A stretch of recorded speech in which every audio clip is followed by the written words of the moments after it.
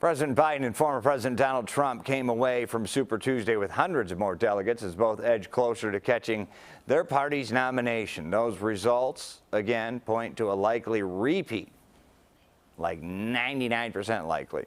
Biden versus Trump this November. Now, sources familiar with the matter tell CBS News that former UN Ambassador Nikki Haley will announce she's suspending her campaign in a speech today in South Carolina. Joining us now is our friend, CBS News correspondent Skylar Henry, live in D.C. this morning from Virginia, one of the states voting yesterday to, it looks like, the Capitol Rotunda. Good morning to you, Skylar.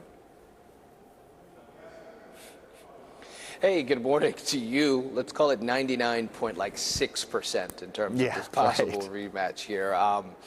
I think it's interesting when you take a look at what the former UN ambassador said that she wanted to do. She said that she wanted to be competitive in Super Tuesday, and then the campaign didn't really define what competitive really meant, but said that they would decide how they wanted to move forward based off of the results. Obviously, with her only winning the state of Vermont, they are deciding to end their presidential run. We'll hear from her a little later on today, but as you pointed out, the former president and President Biden doing incredibly well yesterday. This is a big one. A big night for former President Donald Trump and President Joe Biden on Super Tuesday, with major wins in several states. The two frontrunners already shifting focus to a likely general election rematch. Our poll numbers are so much higher than Joe Biden's. He's the worst president in the history of our country. In a statement, President Biden described Trump as, quote, driven by grievance and grift and determined to destroy our democracy. Sources familiar tell CBS News former UN Ambassador Nikki Haley will suspend her campaign after she picked up one win in Vermont yesterday. According to CBS News exit polls, immigration and the economy were top issues for GOP voters. I'm going to vote for anybody who says they're closing the border. Biden again faced opposition from some voters over his handling of the Israel-Hamas war, with tens of thousands in Minnesota casting a protest vote of uncommitted. We did it so we can have a ceasefire now. All eyes were also on the crowded California Senate primary for the seat previously held by late Senator Dianne Feinstein, on record as the most expensive Senate election in state history. Democratic Congressman Adam Schiff and Republican and former professional baseball player Steve Garvey will face off in the general election.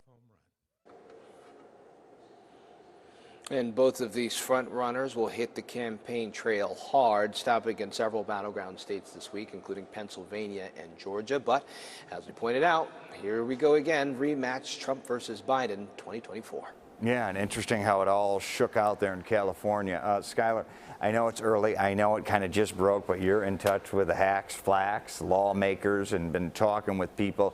I mean, it appeared yesterday, I mean, Nikki Haley was really doubling down on playing the long game, playing the not going to support Trump if she, playing the potential of, hey, if he gets indicted, I'm going to be here. What do you think the 180 was about? Just didn't have enough sway yesterday? I think you could look at it that way. I think when it comes down to dollars and cents, the cents didn't really make any more dollars. There are a lot of different ways to think about ultimately what led them to make the decision to suspend their campaign. But really, and this is something that we expect the former ambassador to either address today or in the days moving forward.